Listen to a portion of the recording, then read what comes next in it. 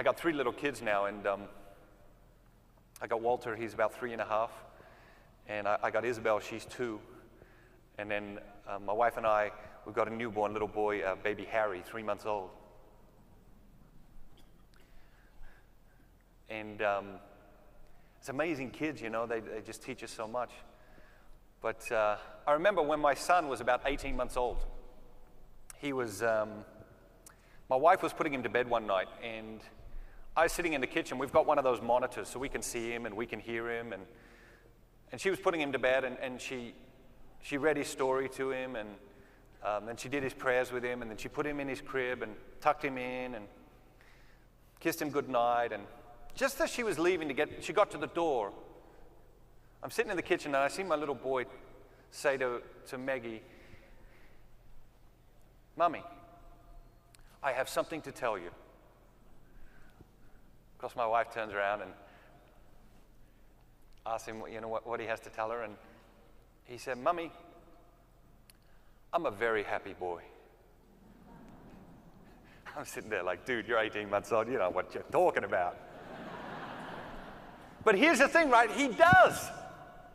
He does. You like open the catechism, chapter 1, point 1. Well, it turns out to be point 27 because there's 26 preamble points. But the first point of the first chapter of the catechism, what does it say? Is God created man for happiness. How's that working out? God created man for happiness. And we have this desire within us for that happiness.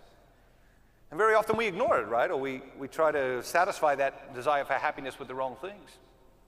A few weeks later, I came home, and for about 2 or 3 weeks, Walter, every time I asked him, "How are you, Walter?" he said, "I'm a very happy boy, Daddy." You know. Well, about 3 weeks later, I come home one night, and I walk into the kitchen, and Walter's in his high chair having his dinner, and Isabel's in her high chair next to him having her dinner. And I say to Walter, "How's my very happy boy today?" He looks at me in a very serious face. "No, Daddy." I say, "What do you mean, no, Daddy?" He said, "I'm a sad boy right now." I said to my wife, "What did you do to my son?"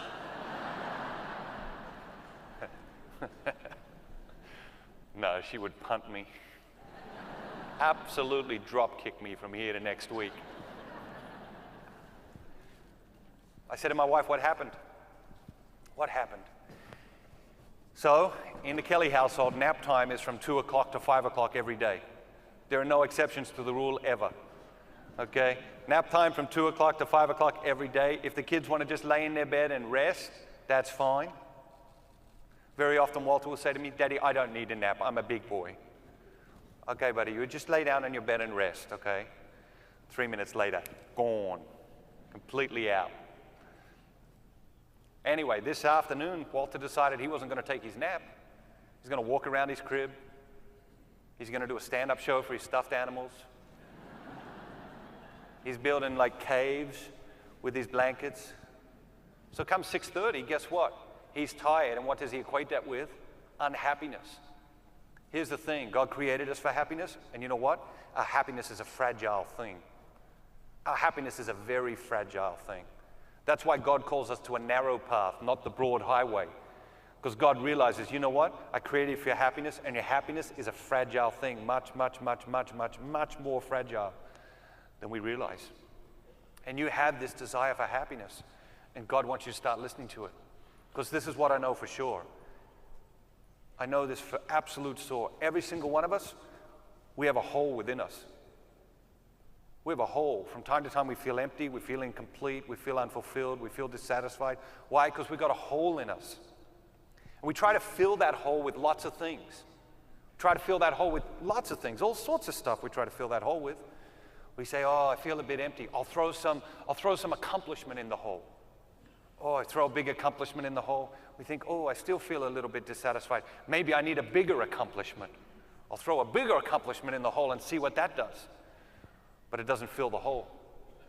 Then we think, "Oh, what about some pleasures? Maybe I'll throw some pleasures in the hole. Maybe that'll fill the hole."